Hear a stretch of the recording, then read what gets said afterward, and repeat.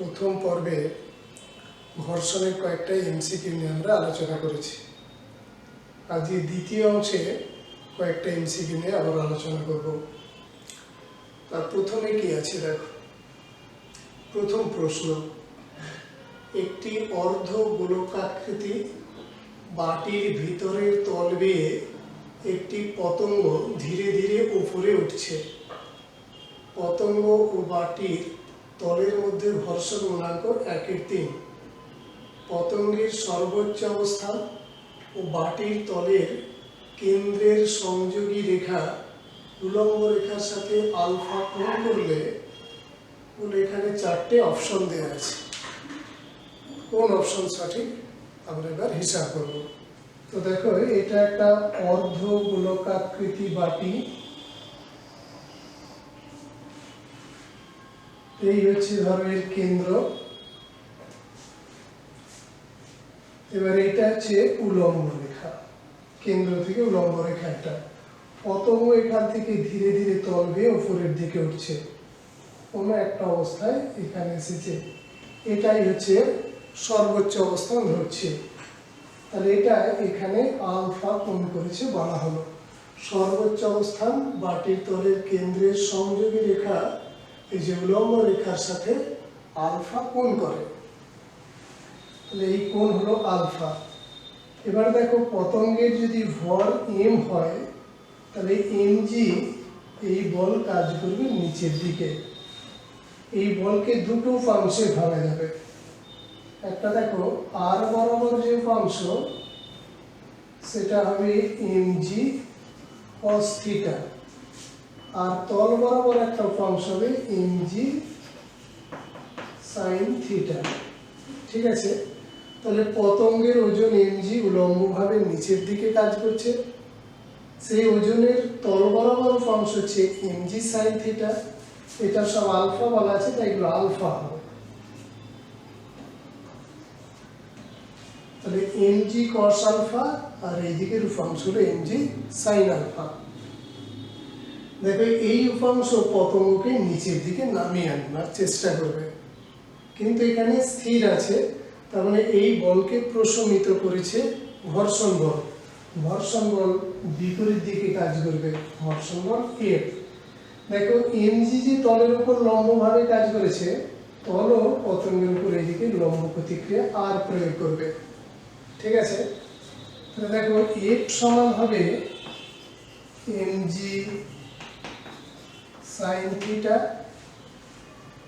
আর r সমান হবে mg cos। এই থিটা গুলো সমান হবে আলফা, এখানে আলফা বলে দেওয়া আছে। ঠিক আছে, দেখো mu equal to f by r, এটা পড়েছে ঘর্ষণ গুণাঙ্ক মিউ সমান f বাই r। তাহলে মিউ সমান হবে, দেখো এই দুটো ভাগ করে কি পাওয়া যাবে, mg mg কেটে যাবে, পাওয়া গেল tan আলফা। মিউ এর মান কত বলা আছে দেখো, 1/3। তাহলে 1/3 সমান tan আলফা। আমাদের এখানে দেখা যাচ্ছে এইরকম কোথাও tan আলফা সমান 3 লেখা আছে, কিন্তু tan আলফা সমান হচ্ছে 1/3। দেখো cot আলফা সমান তাহলে 3 হবে। cot আলফা ইকুয়াল টু 3, এটা এ এর অপশন। তাহলে এ এর উত্তর হলো সঠিক উত্তর। তাহলে এখন এর পরের প্রশ্ন নিয়ে আলোচনা করব। এই প্রশ্নে কি আছে দেখো, ঘর্ষণ গুণাঙ্ক 1/√3 হলে আর ব্যাসার্ধের একটি অমসৃণ ফাঁপা গোলকের ভেতর একটি বস্তুকণা যে উচ্চতায় উঠে স্থির থাকতে পারে তা হলো। বলে এখানে দেখো 4টে অপশন দেওয়া আছে। কি বলা হলো দেখো, একটা গোলক, সে গোলকটা হচ্ছে অমসৃণ, মানে ভেতরের তল অমসৃণ, আর ঘর্ষণ গুণাঙ্ক হচ্ছে 1/√3। তো সেই গোলকের ভেতর একটি বস্তুকণা যে উচ্চতায় উঠে স্থির থাকতে পারবে তা হলো। এখানে বিষয়টা দেখো,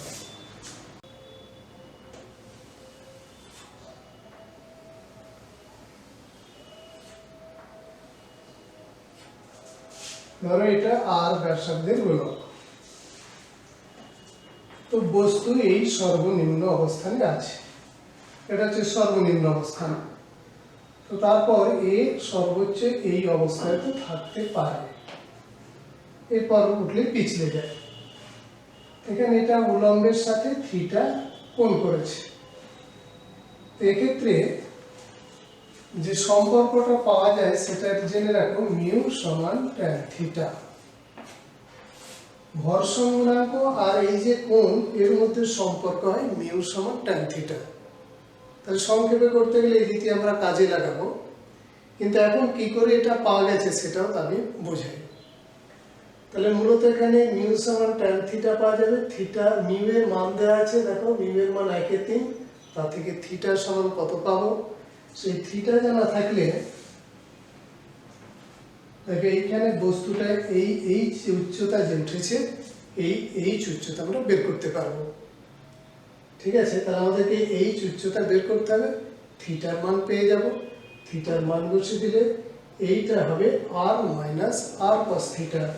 দেখো এটা যদি r হয়, এই দূরত্ব হবে r cos থিটা, তাহলে h সমান হবে r minus r cos theta. তো r into 1 minus cos theta. তাহলে আমার মূল অঙ্কের বিষয় হচ্ছে এটা মিউ সমান ট্যান থিটা, তা থেকে থিটার মান পেয়ে গেলাম। থিটার মান এখানে বসিয়ে দিলে আমরা কত উচ্চতা উঠেছে পাবো। তো সেটা আগে অঙ্কটা করে নিই। আর 1 মাইনাস, দেখো এটা আছে √3 সমান, তাহলে ট্যান থিটা, তাহলে থিটা সমান 30 ডিগ্রি। আর থিটা যদি 30 বসিয়ে দিই, cos 30 এর মান কত, √3/2 সমান r ইন্টু 1 মাইনাস √3/2, এটা হচ্ছে 1.732/2 r ইন্টু 1 মাইনাস, এটা ভাগ করে কত হবে দেখো 0.866 সমান, দেখো এটা থেকে বিয়োগ করলে হবে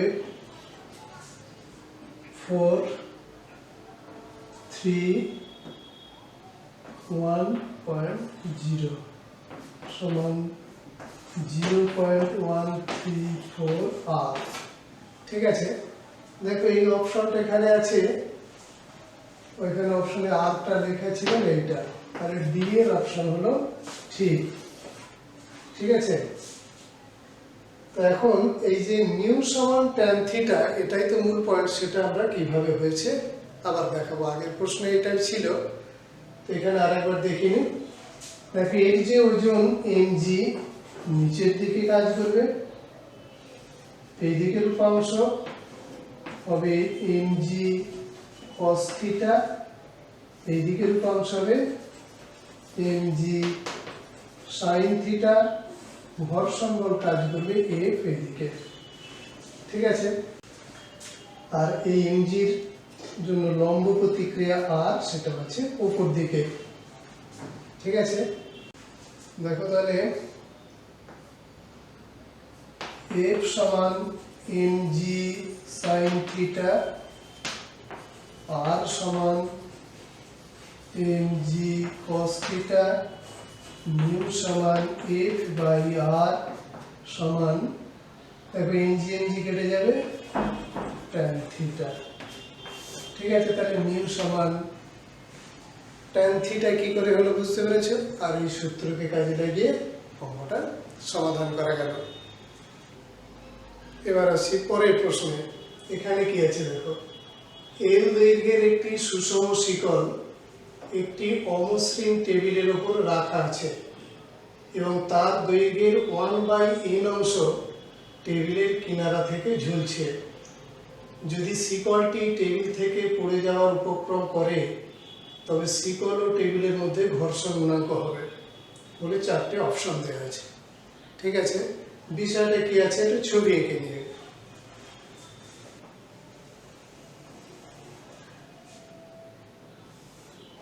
এই হলো অনুভূমিক টেবিল, তার একটা দিকের পায়া দেখা যাচ্ছে, বাকি দিকে আছে। এই হচ্ছে শিকল।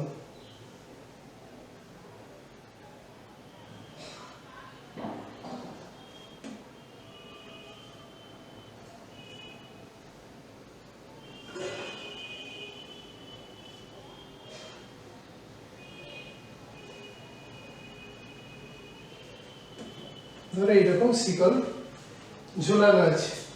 দেখো 1/n অংশ, এই যে 1/n অংশ টেবিলের কিনারা থেকে ঝুলছে, তাহলে 1/n অংশ বাইরে ঝুলছে।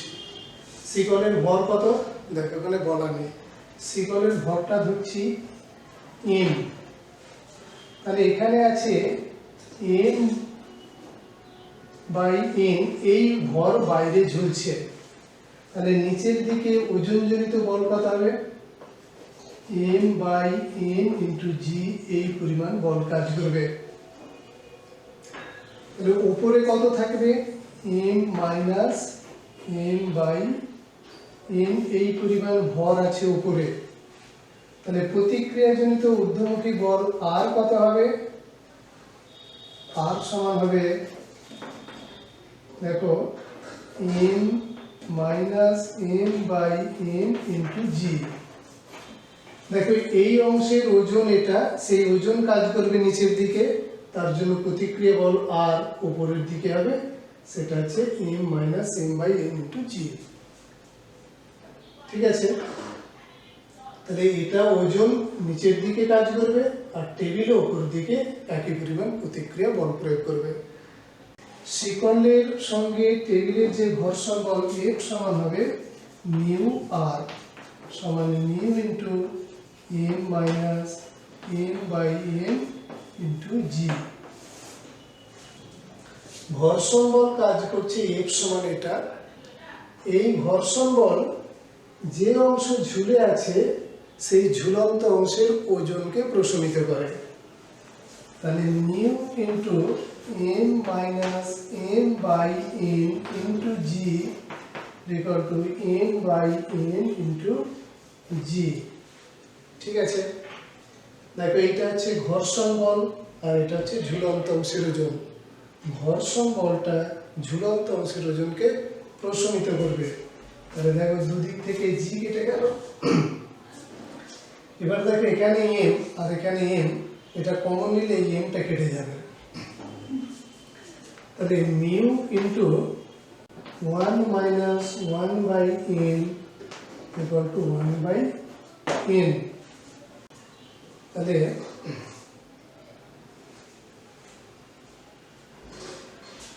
এখান থেকে লেখা যাবে mu into n minus 1/n equal to 1/n। দেখো এই n কেটে গেল, তা থেকে পাওয়া যাবে মিউ সমান 1/n মাইনাস 1। এই অপশনটা কোথায় আছে? দেখো বি এর অপশন, এখানে যা আছে তাতে বি এর অপশন আছে এটা, তাহলে এটা হলো বি। তাহলে এই দ্বিতীয় অপশন হলো সঠিক। ঠিক আছে, পরের প্রশ্ন, পরের এমসিকিউটা দেখা যাক। চিত্রে প্রদর্শিত ব্লক দুটি পরস্পর পিছলে না গেলে ব্লক দুটির মধ্যে ক্রিয়াশীল ঘর্ষণ বলের মান হবে। তবে এখানে দুটো ব্লক আছে, ব্লক দুটো পরস্পর পিছলে যদি না যায় তাহলে কি বলা আছে? ব্লক দুটির মধ্যে ক্রিয়াশীল ঘর্ষণ বলের মান কত?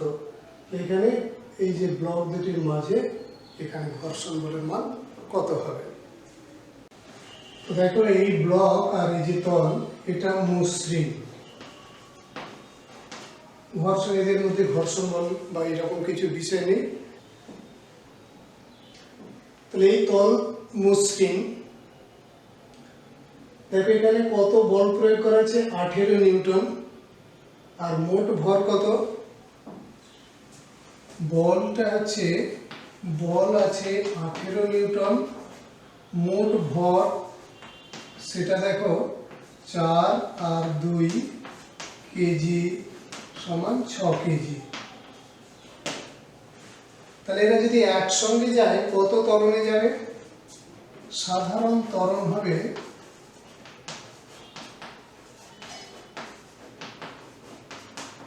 দেখো বলকে ভর দিয়ে ভাগ, 18/6 মিটার পার সেকেন্ড স্কয়ার সমান 3 মিটার পার সেকেন্ড স্কয়ার। এই ত্বরণ নিয়ে দুজনে একসঙ্গে যেতে পারবে, সর্বোচ্চ এই ত্বরণ নিয়ে একসাথে এরা যেতে পারবে। এখন এই ত্বরণে যদি এ যায় তাহলে এর উপর ক্রিয়াশীল বল কত? দেখো 2 কেজি ভরের বস্তু এই ত্বরণ নিয়ে যাচ্ছে, তাহলে 2 কেজি ভরের 2 কেজি ভরের উপর কার্যকর বল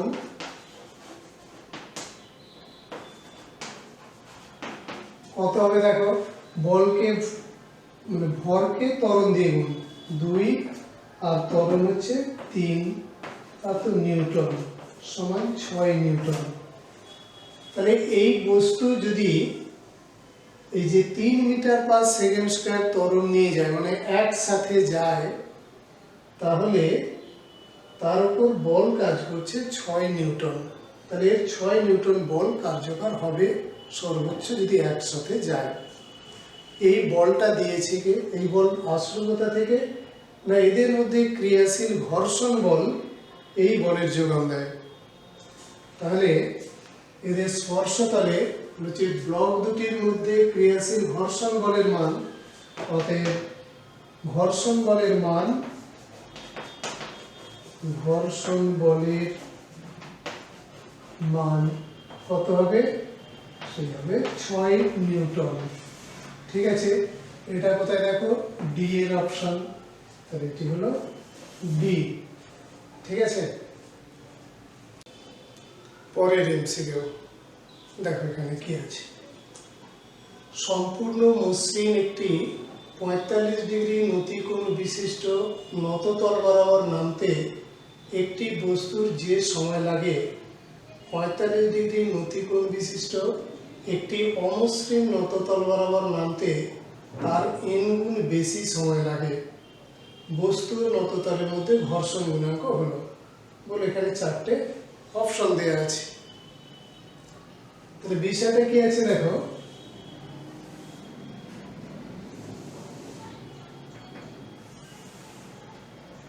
এটা একটা নততল, এর নতিকোণ হচ্ছে 45 ডিগ্রি।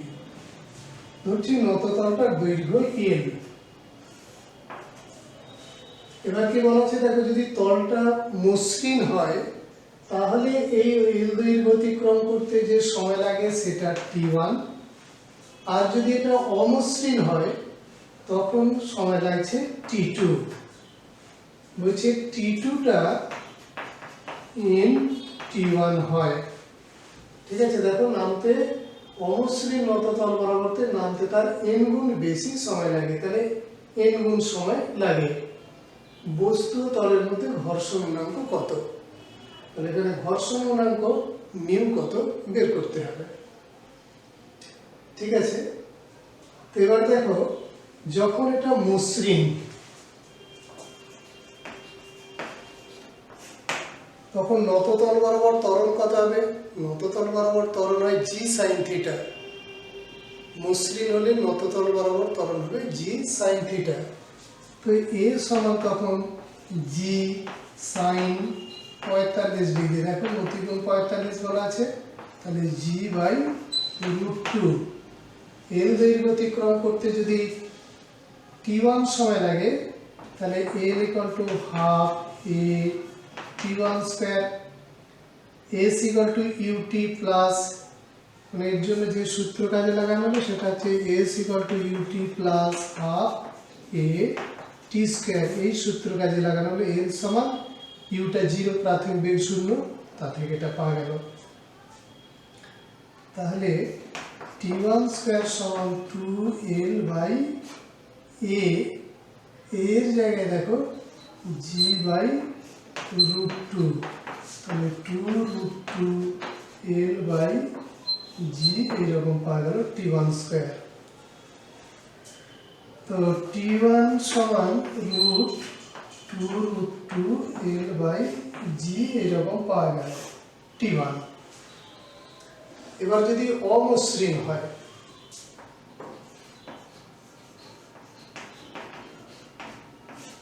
সেক্ষেত্রে ত্বরণ a সমান, দেখের সূত্র ছিল জি sine theta minus mu cos theta. তো দেখো দুটোই হচ্ছে 45 ডিগ্রি, মানে জি 1/√2 sin 45 এর মান 1/√2 মাইনাস মিউ ইন্টু 1/√2, তাহলে g/√2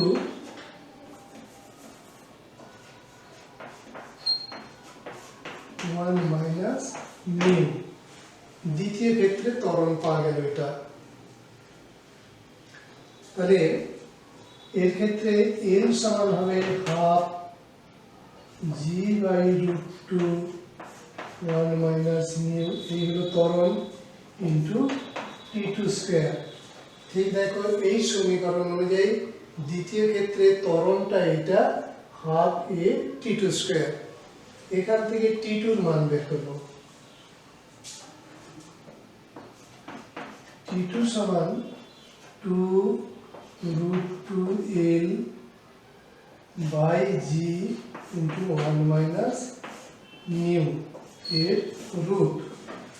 দেখো 2√2l এটা গেল উপরে, জিটা রইল নিচে, এটা নিচে, আর স্কয়ার তুলে দিয়েছি, এই জন্য রুট হলো। এবার এই সমীকরণটায় t1 আর t2 মান বসাবো। তাহলে দেখো t2 আগে লিখি, রুট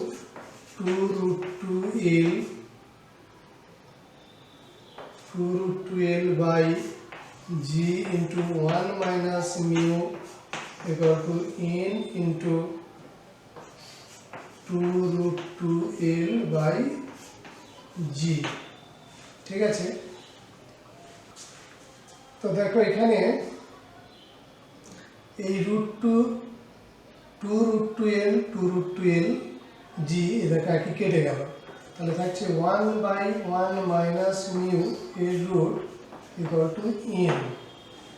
দেখো এবার দুদিকে স্কয়ার করছি, 1/1 মাইনাস মিউ সমান n স্কয়ার।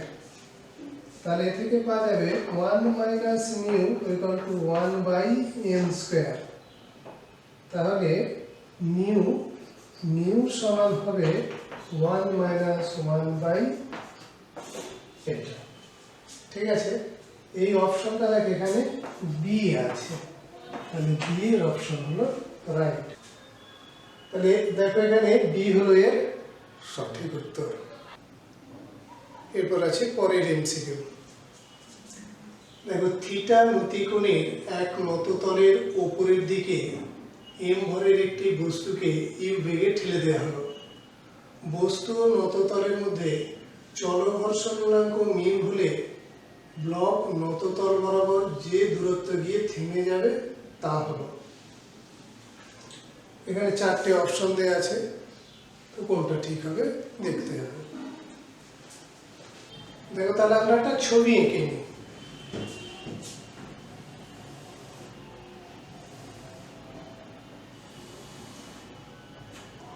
এই হচ্ছে নততল, নততলের নিম্ন অবস্থানে m ভরের একটা বস্তু রাখা আছে, উপর দিকে একে u বেগে ছড়ে দেওয়া আছে, উপর দিকে ঠেলে দেওয়া আছে u বেগে। কত দূর গিয়ে সব মানে তল বরাবর যে দূরত্ব গিয়ে থেমে যাবে, ধর সেখান থেকে ও s দূরত্ব গিয়ে থেমে যায়, তাহলে এখানে বেগ কত? 0। এই s কত বের করতে হবে। ঠিক আছে, s এর মান কত সেটা এখানে হিসাব করতে হবে। এর নতিকোণ হচ্ছে থিটা। দেখো এখন তল বরাবর উপর দিকে যাচ্ছে, তাহলে এর মন্দন কত? এখানে মন্দন a সমান হয় g sin theta plus mu cos theta. এখন মনে হলো মন্দন এটা হয় কি করে, এর প্রমাণ একটু পরে আমি দেখাচ্ছি। যখন নততল বরাবর ত্বরণ, তখন হিসাব করেছিল g sin theta minus mu cos theta. নততল বরাবর যখন উপর থেকে নিচের দিকে নামে, তখন ত্বরণটা হয় g sin theta minus mu cos theta. কিন্তু যখন উপর দিকে যাবে, ঘর্ষণ বলটাও নিচের দিকে কাজ করে, mg sin থিটা আর মিউ mg cos থিটা দুটোই কাজ করে নিচের দিকে। তো তা থেকে মন্দন পাওয়া যায় এটা। আবার বলি মন্দনটা একটু পরে, এটা যে হয় সেটা প্রমাণ আমরা করছি। তাহলে এই মন্দন কাজ করে।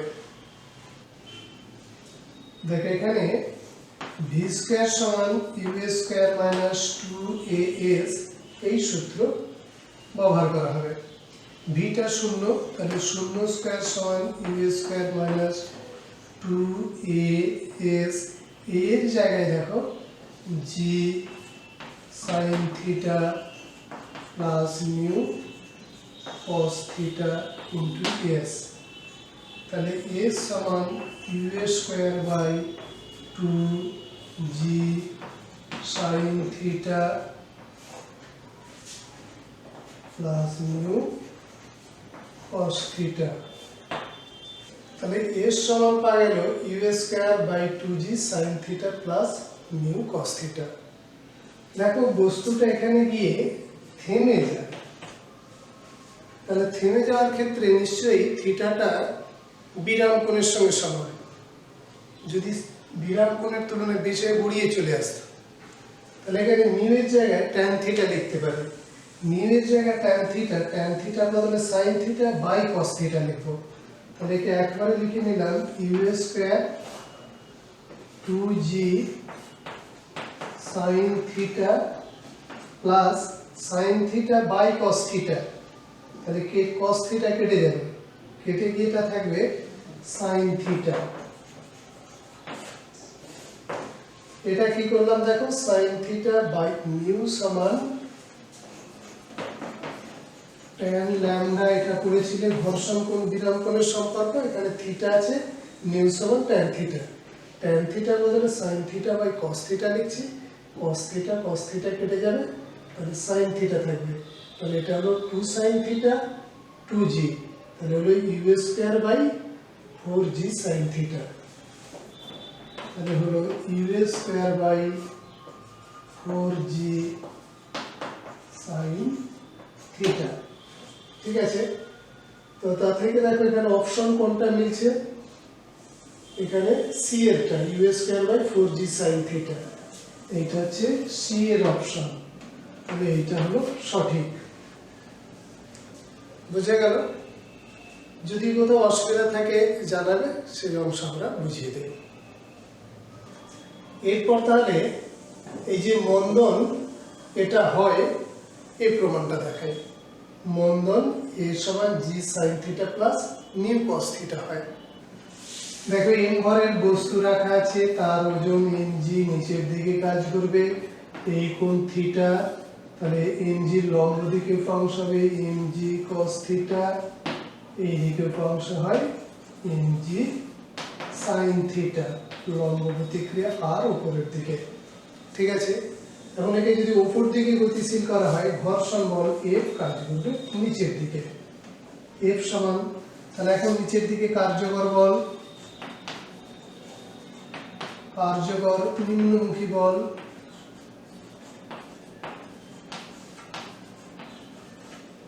সমান কত, m g sine theta plus F সমান m g sine theta, F এর জায়গায় মিউ আর এর জায়গায় এম জি কস থিটা, তাহলে mu m g cos theta.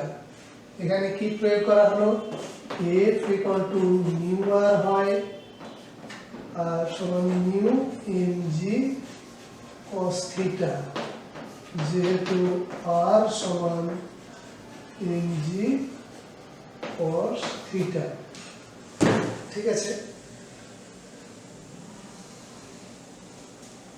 তা থেকে পাওয়া যাবে দেখো এম জি কমন নিলাম, sign theta plus mu cos theta. ঠিক আছে, তাহলে একে ভর দিয়ে ভাগ করব, ভাগ করলে এমটা কেটে যাবে, তাহলে ত্বরণ নয়, এটা হলো মন্দন। তাহলে মন্দনটা হবে মানে উপর দিকে উঠলে বেগ ক্রমশ কমতে থাকবে, মন্দন হলো এটা। ঠিক আছে।